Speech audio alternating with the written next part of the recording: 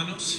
Amén. Estamos gozosos de estar en la casa de nuestro Padre Celestial. Estamos gozosos porque podemos libremente adorar su nombre, hermanos. Es una gran bendición que Él nos ha dado en su gracia, tener libre entrada delante de su presencia, poder entrar y adorarle con libertad, porque dice el texto, donde está el Espíritu, allí hay libertad. Hermanos, hoy, como todos sabemos, es domingo de resurrección. Es el día donde nuestro Señor Jesucristo se levantó de la tumba. La tumba está vacía. Amén. La tumba realmente está vacía y Jesús ha vencido la muerte. Jesús ha vencido, y así toda la iglesia universal en todas las partes del mundo hoy celebran la victoria de nuestro Señor Jesucristo. Los evangelios, hermanos, cuentan toda la historia acerca de todo el acontecimiento. Los evangelistas capturan ese gran último día, pero en la mente de los discípulos, cuando Jesús es arrestado, ellos vieron que todo se había ido literalmente abajo. Estaban totalmente confundidos. Pedro negó al Señor. Después de 3 años y medio de caminar, escuchar sus palabras, escuchar acerca del reino de Dios, acerca del mundo venidero, acerca de todas las cosas, de las palabras de Cristo, todo se le había olvidado. Así como nosotros se nos olvida todo en ocasiones, aún las promesas que Dios nos ha hecho, nosotros las olvidamos. Y comenzamos en ocasiones a vivir una vida cristiana mediocre, irresponsable, en ocasiones como nos da la gana, porque se nos olvida lo que el Señor nos ha dicho. Así los discípulos se olvidaron de lo que el Señor, huyeron, y para colmo su Señor es crucificado en un madero, sufriendo la peor de las muertes que existían, que era la muerte de cruz. Ahí la desesperanza toma totalmente su corazón. Ya ellos no ven más nada al final. Si Pedro comienza y reanuda sus labores en el Evangelio según San Juan, ya vemos a Pedro que vuelve a ser un pescador. ¿Por qué? Porque no hay esperanza. Ellos no tenían esperanza. Jesús resucitado comienza a tratar con ellos, comienza a aparecérsele. Lucas capítulo 24 narra esas primeras apariciones en un cuerpo totalmente transformado, un cuerpo renovado, en el cuerpo de la vida. Jesús comienza a tratar con sus corazones y ellos comienzan a recordar todas las cosas que Jesús le había dicho. Jesús le había dicho que Él resucitaría al tercer día. Por eso Jesús trata con ellos en el libro de Juan. A finales Jesús le está dando una especie de terapia. Le dice: su tristeza se convertirá en gozo. Su tristeza se convertirá en gozo. Lo que cambia totalmente la vida de los discípulos es realmente la resurrección, hermano. Lo mismo que cambió la vida de ellos es lo mismo que cambia nuestra vida. La resurrección es lo que cambia totalmente la manera en que nosotros vemos la vida. No hay forma de vivir de una manera diferente si tú te has encontrado con el Cristo que ha resucitado. ¿Cómo hemos de vivir la vida cristiana? Porque la vida cristiana se vive a la luz de la resurrección. Hermano, la resurrección afecta todos los aspectos de nuestra vida, tanto en el presente como en el futuro. Y hoy vamos a ver, en esta mañana vamos a ver cómo la resurrección lo cambia absolutamente todo. Es el fundamento de nuestra fe. Para eso vamos a ir al libro de Primera de Corintios, hermanos. Primera de Corintios, en su capítulo 15, vayamos todos ahí, Primera de Corintios, capítulo 15, y vamos a tratar el tramo desde el verso 1 hasta el verso 20, como un primer tramo que va a tener dos partes. Leemos la palabra en el nombre del Padre, del Hijo y del Espíritu Santo. Primera de Corintios, capítulo 15, desde el verso 1, dice de la siguiente manera: ahora les hago saber, hermanos, el evangelio que les prediqué, el cual también ustedes recibieron, en el cual también están firmes, por el cual también son salvos, si retienen la palabra que les prediqué, a no ser que hayan creído en vano. Porque yo les entregué en primer lugar lo mismo que recibí, que Cristo murió por nuestros pecados conforme a las Escrituras, que fue sepultado y que resucitó al tercer día conforme a las Escrituras, que se apareció a Cefas y después a los 12. Luego se apareció a más de 500 hermanos a la vez, la mayoría de los cuales viven aún, pero algunos ya duermen. Después se apareció a Jacobo, luego a todos los apóstoles, y al último de todos, como a un nacido fuera de tiempo, se me apareció a mí. Porque yo soy el más insignificante de los apóstoles, que no soy digno de ser llamado apóstol, pues perseguía la iglesia de Dios. Pero por la gracia de Dios soy lo que soy. Y su gracia para conmigo no resultó vana. Antes bien, he trabajado mucho más que todos ellos, aunque no yo, sino la gracia de Dios en mí. Sin embargo, haya sido yo o ellos, así predicamos y así creyeron ustedes. Ahora bien, si se predica que Cristo ha resucitado entre los muertos, ¿cómo dicen algunos entre ustedes que no hay resurrección de muertos? Y si no hay resurrección de muertos, entonces ni siquiera Cristo ha resucitado. Y si Cristo no ha resucitado, vana entonces es nuestra predicación y vana también la fe de ustedes. Ahora más, somos hallados testigos falsos de Dios, porque hemos testificado contra Dios que Él resucitó a Cristo, a quien no resucitó, si en verdad los muertos no resucitan. Porque si los muertos no resucitan, entonces ni siquiera Cristo ha resucitado. Y si Cristo no ha resucitado, la fe de ustedes es falsa. Todavía están en sus pecados. Entonces también los que han dormido en Cristo están perdidos. Si hemos esperado en Cristo para esta vida, solamente somos de todos los hombres los más dignos de lástima. La Reina Valera dice lo más digno de conmiseración.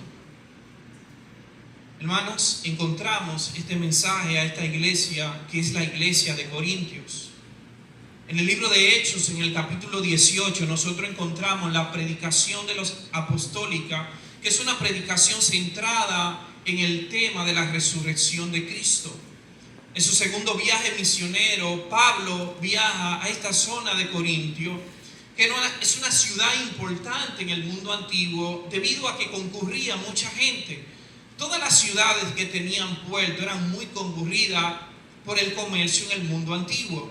Y esta ciudad, Pablo la visita, él comienza a predicarle a los judíos. ¿Por qué? Porque el mensaje estaba siendo predicado primero a los judíos para que ellos creyeran que todas las promesas dadas por los profetas se habían cumplido en la persona de Cristo, que Cristo era el Mesías y a través de él ellos tenían perdón de pecados. Ese era el mensaje fundamental. El hecho es que Pablo dura en Corintios 1 año y 6 meses predicando el evangelio. Mucha gente se convierte. De hecho, Dios mismo le dice a Pablo: Pablo, no temas, porque yo tengo mucho pueblo aquí. ¿Qué significa eso? Que Dios tiene un trato con personas en su corazón, y que la salvación se va a activar en ellos. Ellos serán salvos por escuchar la palabra de Dios. Dios tiene mucho pueblo. El hecho es que Pablo predica en esta ciudad de Corintio, hay conversión y allí se fundamenta una iglesia Una iglesia que tiene problemas, hermanos. Todas las iglesias tienen dificultades. La iglesia de Corintio, aunque se estableció, pasó muchas dificultades, y eso lo vemos en la que Pablo le escribe 2 cartas. Era una iglesia con desafíos, y eso es lo que vemos a la altura del capítulo 15, porque ellos estaban dudando de una verdad fundamental del evangelio, que era la resurrección de los muertos. Era una iglesia con dificultades, porque nosotros vemos que era una iglesia inmadura. Primera de Corintios capítulo 3, era una iglesia que tenía problemas de inmoralidad. Primera de Corintios capítulo 6, era una iglesia que no tenía reverencia a la liturgia. El capítulo 11, en la cena del Señor había un desorden. Era una iglesia incluso llena de dones, pero tenía un desorden. Por eso Pablo le dice que Dios es un Dios de orden. Y a la altura del capítulo 15, para colmo, están dudando de una verdad fundamental, que es la resurrección de los muertos. En ocasiones nosotros idealizamos la iglesia primitiva, hermanos. Pero si nosotros vemos las escrituras, vemos las cartas que son enviadas por los apóstoles a esas iglesias, vemos que son iglesias con dificultades. Son iglesias que necesitaban ser edificadas en la palabra de Dios, así como nosotros como iglesia necesitamos ser edificados en la palabra de Dios, porque ella es la que endereza absolutamente todo. Hermanos, y aquí tenemos el mensaje de Pablo. Pablo, en primer lugar, le habla acerca de lo que él ha recibido. Él ha recibido el evangelio. Y no habla de una tradición oral que se ha comunicado. Sepan, hermanos, que no siempre la iglesia tuvo esto. ¿Se entiende? No, la iglesia no tuvo eso. Los evangelios se escribieron más de 25 años después, y estas cartas se escribieron muchos años después de que Cristo había ascendido a los cielos. Pero ¿qué era lo que había? Era un mensaje que era una tradición oral controlada por un mensaje central. Y aquí nosotros vemos el primer credo de la iglesia, que tenía 3 componentes. Primero, que Cristo murió conforme a las escrituras. Segundo, que fue sepultado y que resucitó al tercer día. Todo cristiano que se le había predicado había recibido este credo fundamental. Y así ese mensaje se esparcía con esa tradición oral original. Por eso Pablo dice: lo que yo he recibido. Pablo así había recibido del propio Señor Jesucristo, pero también había recibido el mensaje de los apóstoles. Porque Pablo no siempre fue cristiano, sino que él tuvo también que nacer de nuevo. Tuvo que conocer al Señor Jesucristo, así como usted y yo tenemos que conocerle para ser salvos. Hermanos, es el mensaje fundamental y tiene estos 3 pilares fundamentales, siendo la resurrección lo fundamental, porque sin resurrección no tiene la sepultura, no tiene importancia, ni tampoco el aspecto del perdón de pecados, como vamos a ver. Y no habla Pablo de que Jesús se le apareció a más de 500 hermanos, se le apareció a los discípulos, haciendo palpable la veracidad histórica de la salvación, diciendo: Jesús realmente resucitó. Y hay testigos que en el tiempo de Pablo aún vivían, posiblemente más de 25 años después, que podían dar testimonio de que Jesús había resucitado realmente. El hecho es, hermanos, que la iglesia de Corintio tenía dificultades, pues dudaban acerca de la realidad de la resurrección, dudaban de esa verdad fundamental, y era que se habían infiltrado pensamientos que eran muy comunes en esa época, sobre todo en la ciudad de Corintios. Líneas de pensamiento que negaban que realmente, eso era lo que pasaba, que negaban realmente la resurrección del cuerpo. Negaban la posibilidad de que hubiera tal cosa al final del tiempo. El hecho es que Pablo tiene que tratar con esta realidad diciéndole cuáles son las consecuencias lógicas de creer esto. Porque hay unas consecuencias lógicas. Hay unas implicaciones de no creer en la resurrección de los muertos. El hecho es que hay un texto de alguien que ustedes conocen o que lo han visto o que han escuchado de él, que se llama Platón. Platón, en un escrito o en un diálogo llamado Fedón o del alma, niega la posibilidad de que el ser humano pueda tener, digamos, la posibilidad de que su cuerpo permanezca para siempre junto al alma. Él nos va a decir en ese texto lo siguiente: mientras tengamos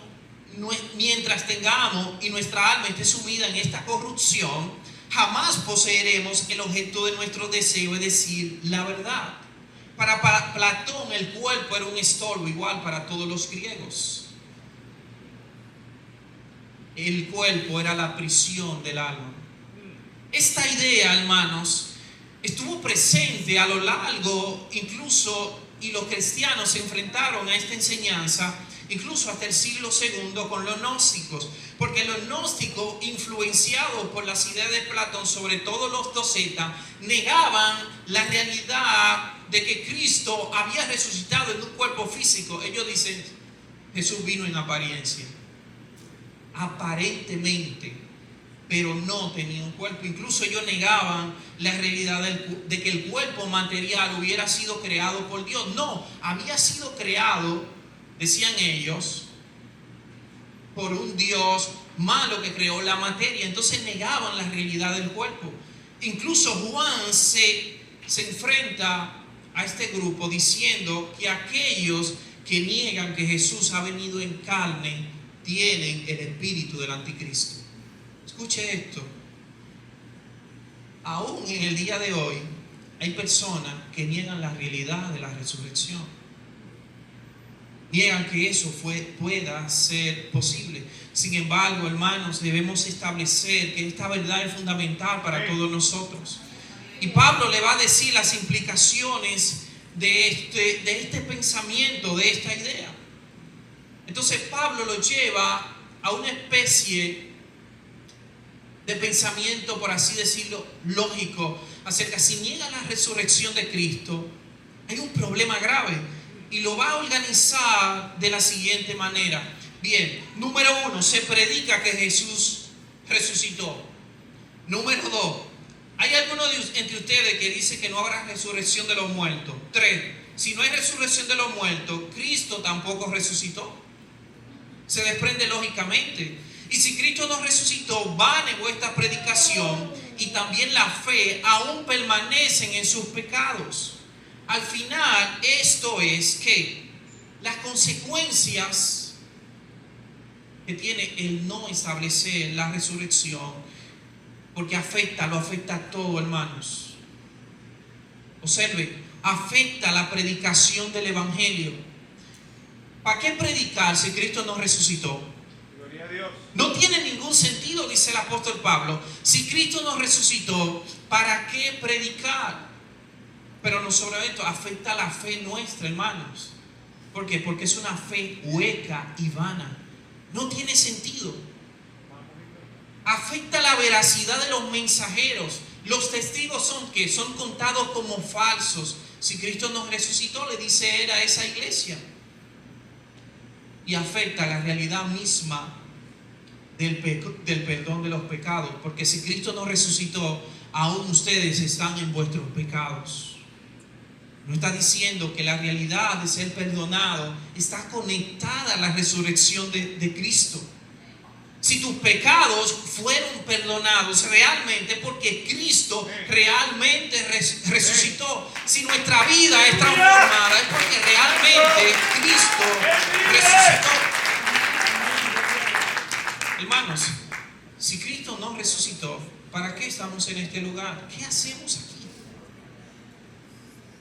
¿Qué hacemos aquí con un Cristo todavía en la tumba?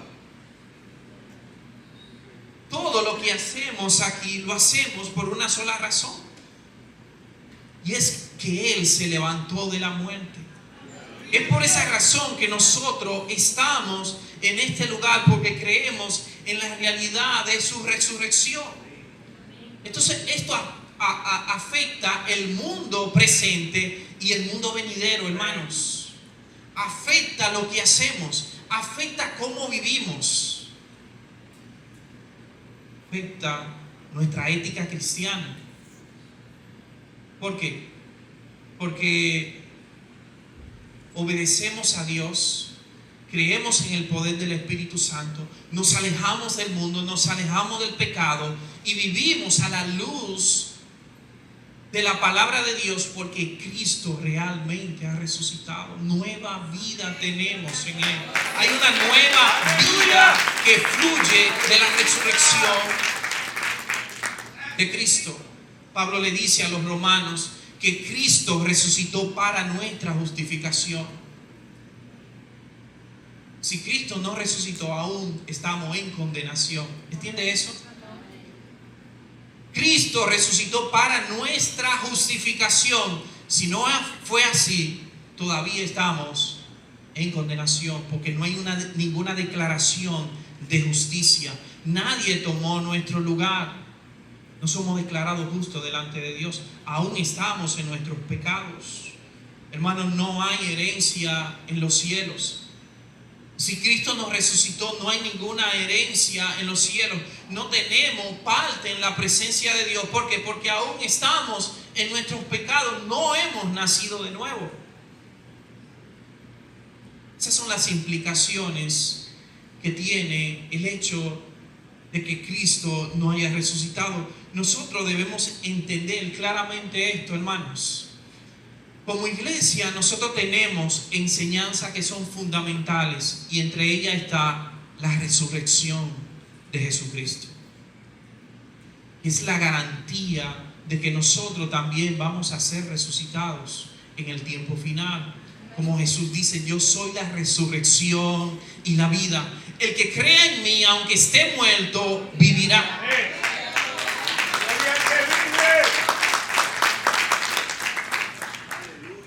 Debo decir, hermanos, la resurrección la negación de la resurrección negaba totalmente toda la esperanza cristiana.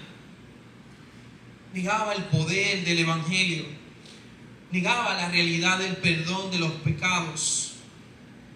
Entonces es una verdad que es innegociable. Es una verdad que nosotros debemos sostener siempre, porque es el fundamento de nuestra fe. Es el fundamento de nuestra fe. Pablo tiene que tratar esta serie de cosas y llevarlo a las últimas consecuencias. Somos los más dignos de conmiseración. Somos los más dignos de lástima. ¿Por qué? Porque estamos persiguiendo una ilusión. Algo que no pasó, algo que no sucedió. Estamos en desesperanza. La resurrección le pone esperanza y una nueva luz a la vida cristiana. Le pone una nueva luz, hermanos, porque ya no vivimos, debemos vivir una vida totalmente diferente a la luz de la resurrección. No me diga usted que al encontrarse con el Cristo resucitado, usted sigue viviendo igual en su inmundicia, en su pecado, andando conforme al mundo. No puede ser así. Si usted encontró al Cristo resucitado, ciertamente debe haber un cambio real, un cambio de vida. Por eso, hermanos, en nuestros símbolos, sobre todo en lo que implica el bautismo, observe el bautismo. ¿Cuál es el significado del bautismo? Clase 101, discipulado, nueva vida en Cristo. Lo que están tomando eso. ¿Cuál es el significado del bautismo? El bautismo simboliza la realidad espiritual de una nueva vida. Cuando usted es sumergido en las aguas, ¿qué dice el bautismo? Usted ha muerto juntamente al pecado, ha muerto con Cristo. Y cuando usted ha sido levantado de las aguas, usted ha resucitado con Cristo a una nueva vida, hermanos. Eso es lo que simboliza el bautismo. Pero esa nueva vida debe ser evidente Porque si no es evidente, no hay poder en la resurrección. Nada ha actuado en usted. Si usted sigue viviendo igual, usted necesita conocer de nuevo al Cristo resucitado. Por eso es inconcebible que usted, al venir a Cristo en fe y arrepentimiento, usted siga igual. No, hermanos.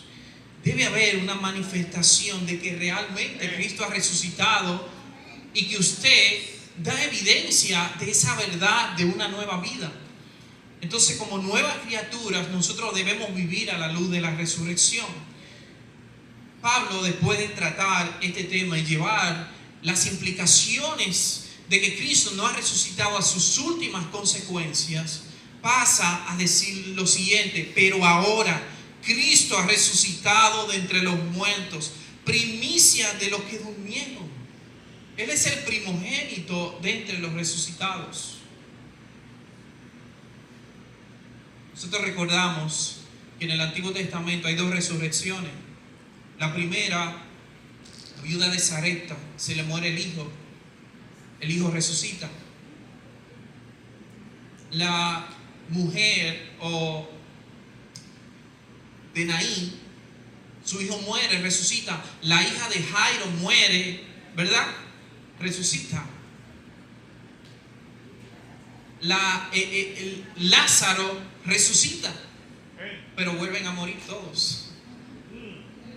Entonces, la resurrección de Cristo es cualitativamente diferente, porque Cristo resucita para no morir más. Gloria a Dios.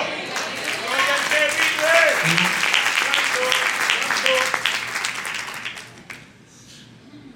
Su resurrección es totalmente diferente. Nos habla de una nueva cosecha, hermano, de una primicia.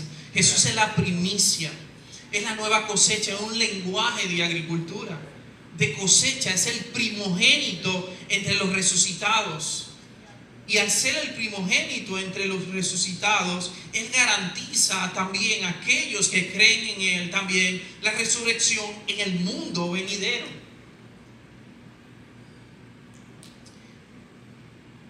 Porque ya que la muerte entró por un hombre, también por un hombre vino la resurrección de los muertos.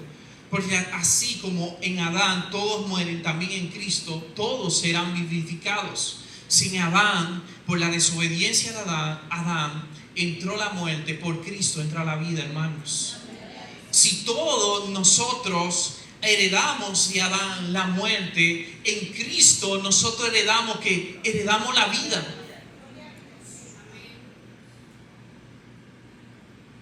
Pablo trata este pensamiento de otra manera en Romanos capítulo 5. Si por la transgresión de uno entró el pecado al mundo, así por la obediencia de uno, el postrer Adán, entrará la salvación al mundo. Por la obediencia de uno también entra la resurrección al mundo. Nosotros somos, hermanos, participantes como creyentes de la nueva vida que Cristo da, de la nueva vida en la cual Él ha participado una vez y para siempre, porque dice el texto, ya Él no muere más. El hecho es que Jesús es el primogénito de los resucitados, y así en su debido orden, Cristo la primicia, pero luego los que son de Cristo, porque nosotros participamos el mismo poder que levantó a Jesús de la tumba, también levantará a los creyentes en el tiempo último. Por eso dice el libro de Romanos que ni la muerte nos podrá separar del amor de Cristo. Nada nos puede separar, hermanos, ni lo profundo, ni lo alto. Nada te puede separar del amor de Dios. Gracias, Señor.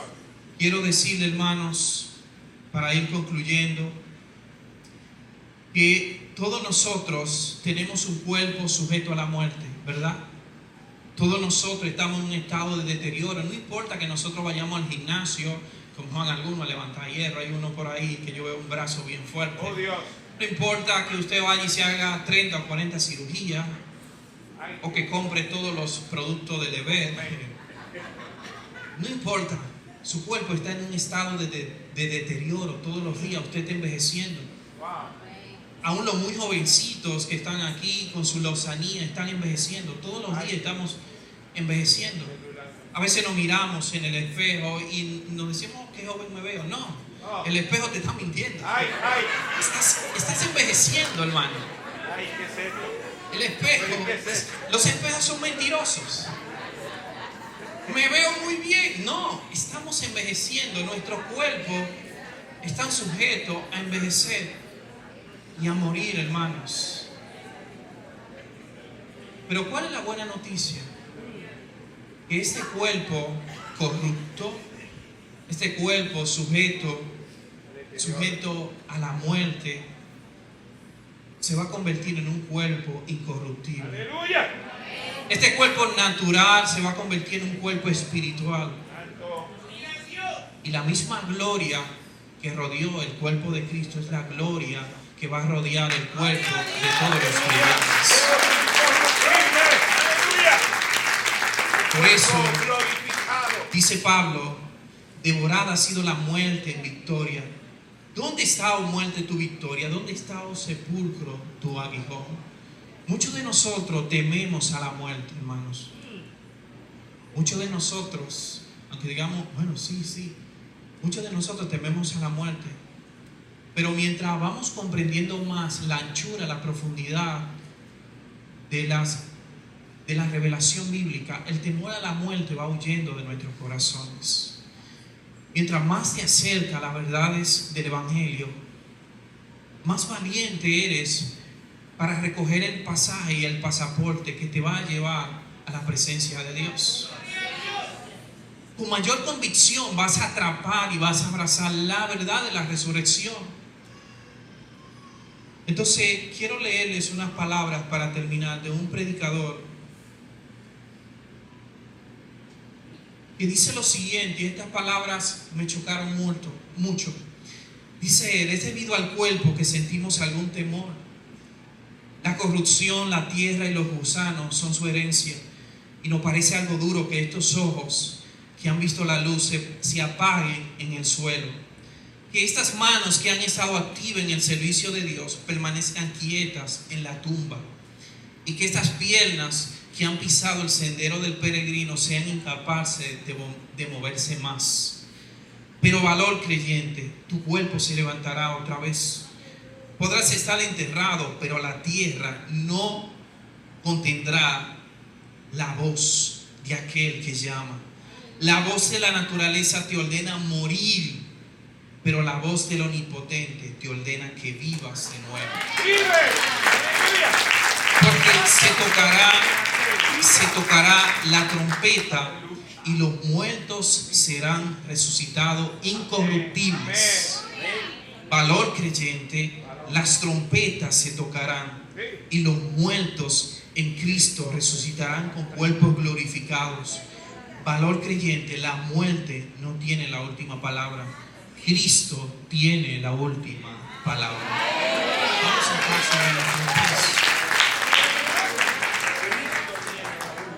Cristo tiene la última palabra. ¿Para quién está garantizada esta esperanza? ¿Para quién está garantizada esta esperanza? Esta esperanza está garantizada para todos aquellos que le digan sí a Cristo. Esta esperanza está garantizada para todos aquellos que, renunciando a su pecado, a sus miserias, a su esclavitud, le digan sí a Cristo. Le digan sí, yo quiero servirte. Sí, yo quiero amarte. Sí, yo quiero tener parte contigo. Hay amigos aquí que nos visitan. Y yo pregunto, y es una pregunta que hago siempre, ¿cuál es la esperanza nuestra? Amigo, ¿cuál es tu esperanza? ¿Has pensado cuál es tu esperanza? Pues yo te la muestro. Cristo es tu esperanza. Cristo es tu esperanza. Él mismo dice, el Evangelio se ha acercado. El Evangelio se ha acercado. Arrepentíos y convertíos. Es Dios que llama, no los hombres. Dios que llama al arrepentimiento, a conocerle, a conocer la vida. Si hay algún amigo que nos visita y quiere en esta mañana, en un domingo de resurrección, recibir la vida está en Cristo. La vida no está en ningún hombre. La esperanza no está en ningún hombre, ni está de este lado. La vida está en Cristo.